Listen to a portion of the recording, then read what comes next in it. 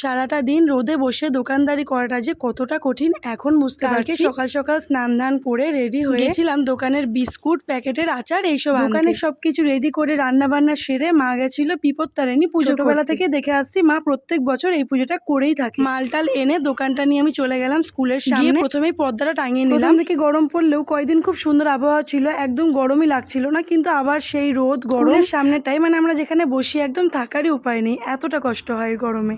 যাক, এইগুলো ছোটখাটো কষ্টকে কষ্ট বলে ধরলে হবে না, কাজ করে যেতে হবে।